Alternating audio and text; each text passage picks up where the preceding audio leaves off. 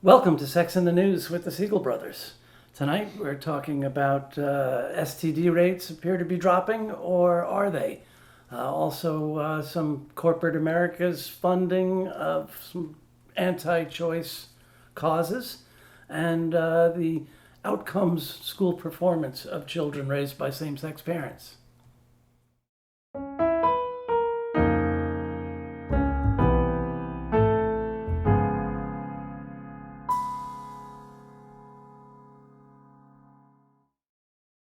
So this idea of these reports coming out that rates of sexually transmitted infections are falling. And I know the New York Times had a headline that people are still having sex, so why are these rates dropping? It sounds like a good thing. Isn't this what we've been working for all of these years? They say for the first time in years, rates of chlamydia, gonorrhea, and syphilis, which had been on track in 2020 to hit record highs in the United States, have taken an abrupt downturn. Yeah. So a sudden Good news. wave of sexual health. Yeah, well, things are not what they appear to be. Guess what? Right? There's a pandemic going on. Yeah. Things are not being reported. Public health has Exactly. kind of ground to a halt. That's right. So when we talk about rates, and this is true for any kind of data you see that are based on epidemiology reports and reported case numbers, we can only count what we can see. And this is kind of something that I think Republicans have done in the past. It's kind of an end around the facts. To say, oh, hey, the rates are dropping, so everything is okay. It's not a problem anymore. It's like Trump yelling to stop testing so much. And that's exactly what's happening. The more you here. test, the more cases you see. That's right. That's what That's this right. finding is really Right. about. Rates are not dropping in terms of infections. There are no people out there to do the testing. There are no people out there to do the partner tracing and the contact tracing that is so Because they're necessary. all working on COVID Exactly. contact Also, all these resources for STI and STD programs have been diverted to COVID programs.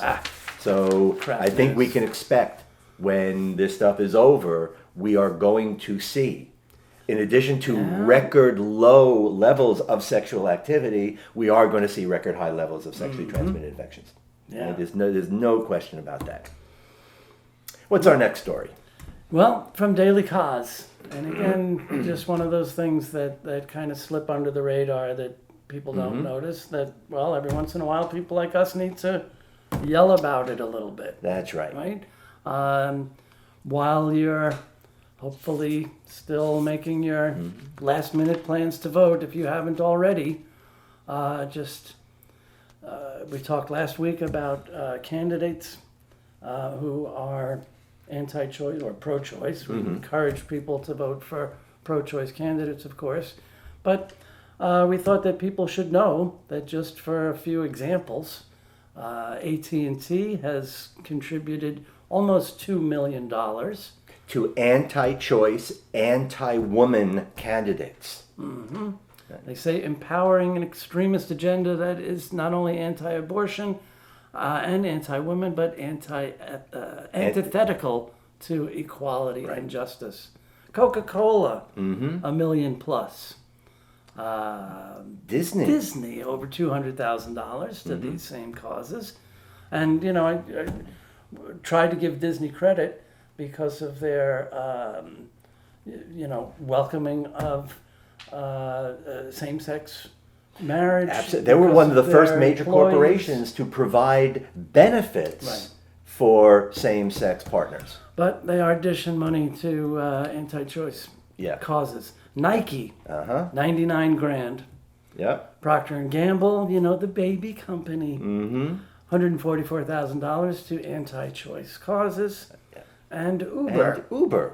Almost $150,000. Right. And apparently they take all that money and they put it into sexual abuse training. In other words, teaching their drivers how to sexually abuse. It seems like we're seeing more and more reports of these Uber drivers that are sexually abusing their female passengers. But again, the real kick on this, and this is what people really need to understand, is that most, if not all of these companies named, on the surface, kind of put themselves out there as progressive, as fighting for social justice, as being pro-women and pro-family. So you really have to start asking questions. We really do have to be critical. Just because somebody said, "Oh yes, I believe in this stuff," follow the money. That's right. See where it's going. Yep. Right? These big PACs that have all this mystery money, allow them to pretend. It's that classic two-faced way of being. Pat you on the back on the one hand, stab you in the back with the other. All right? And that's what I see this stuff is about. AT&T, Coca-Cola, who are putting so much money into these anti-woman, anti-choice, anti-ethics kind of movements and programs and candidates. So, I mean, really, unfortunately, the way the corporatocracy works, it's not even possible to boycott because nobody'd be able to buy anything. It's pretty hard to find a corporation that has clean hands, as it were. Exactly. But at least we can call things out and make people aware of where their money's going. Indeed. And our final piece for the evening is some, again, more confirmation. Right. Right? Right. Of research that's really been going on for a long time, but of course, anti-choice and anti-sex erotophobes have screamed for years that kids raised by same-sex couples will be damaged. Right. You know, a kid needs a mother and a father, otherwise their sense of gender and how the world works will just be so confused. And, well, a new study from the American Sociological Review, which was actually published today. Here's the results in a nutshell. Children raised by same-sex parents from birth perform better than children raised by different-sex parents in both primary and secondary education. And that second piece, that last part, that primary and secondary education is an important piece because when they first ran their data and they first came up with it and they started seeing these findings, they would say, is this a fluke? Because there have been a few smaller studies, I remember from 2013 in particular, that did show the opposite. Right? So they say, was there something wrong here? They redid it, the data was good, and they decided, let's go beyond elementary school and let's see what's happening in secondary school, and they found it was even more robust.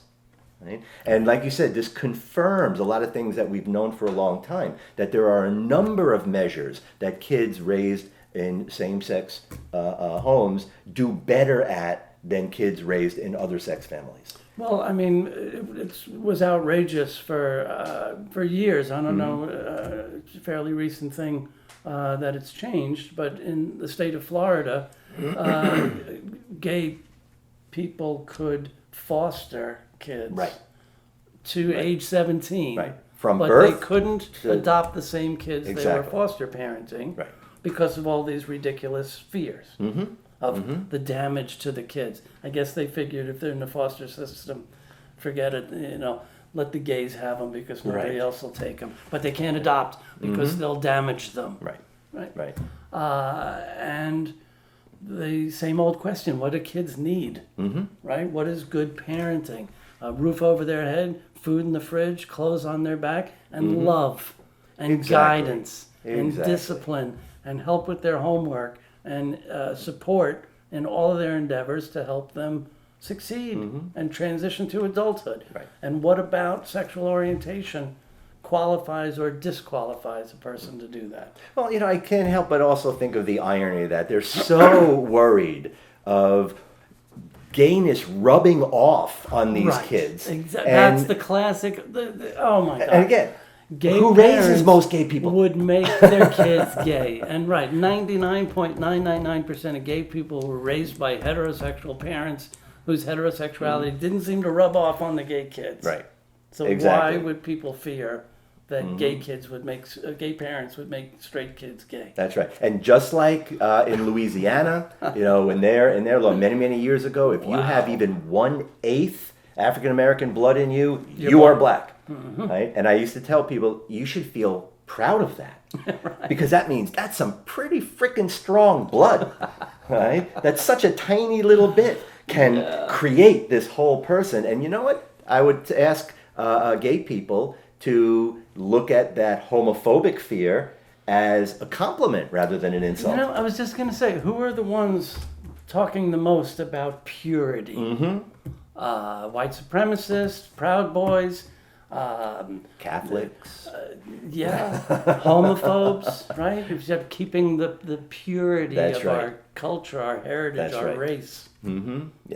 So again, if you have kids, doesn't matter who's raising them, if they're being loved and their needs are being met, they're going to thrive. Every one of us knows heterosexual people who are horrible parents.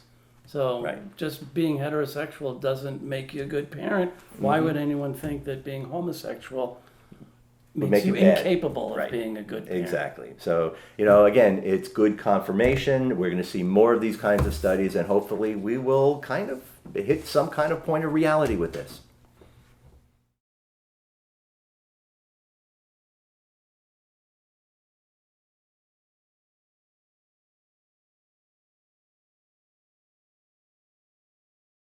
And for our final piece, we like to feature something that we title Poetic Justice. And as many of you have come to see, we love irony.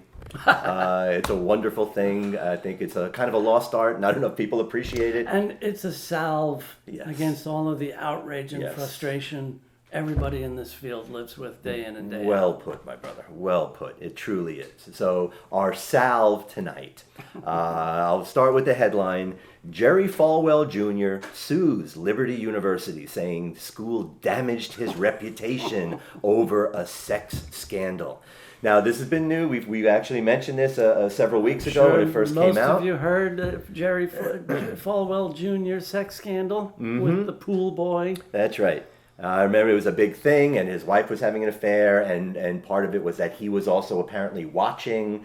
So there was some element of Jerry Falwell Jr. kind of being a cuckold, and we know that you white guys don't really seem to appreciate that a whole lot. But basically, after this scandal came out, he resigned from his post at Liberty University after the pool boy that his wife was having an affair with kind of came out with this and kind of claimed that he participated in this. And in August, Falwell left the famously ultra-conservative school, which was started by his father, right? I'm sure most of you know that. Falwell Sr. So this was his legacy, right? The big televangelist, a really, really far-right leader, always had the ear of Trump and a lot of other Presidents. really key conservatives. And again, the Trump poetic is not justice a aspect of conservative. it is not just that he got sort of nailed and embarrassed in a sex scandal, right? A religious conservative in a sex scandal. Who would have thought? But the fact that he is suing his own university because they damaged his reputation. All right. Again, Mr. Falwell, I invite you to now take this time. You have all this time off. Take this time. Think back on all the lives you've ruined. Think back on all the lives your father has ruined, and all these people of your ilk. This has been done to so many people over the years. So for tonight, we want to give you a shout out, Jerry Falwell Jr., as our poetic justice for the week. Is that salvy enough for you? Feels good. Good. Feels warm and fuzzy. Well, that'll do it for us for this week for Sex in the News. Catch you next Sunday.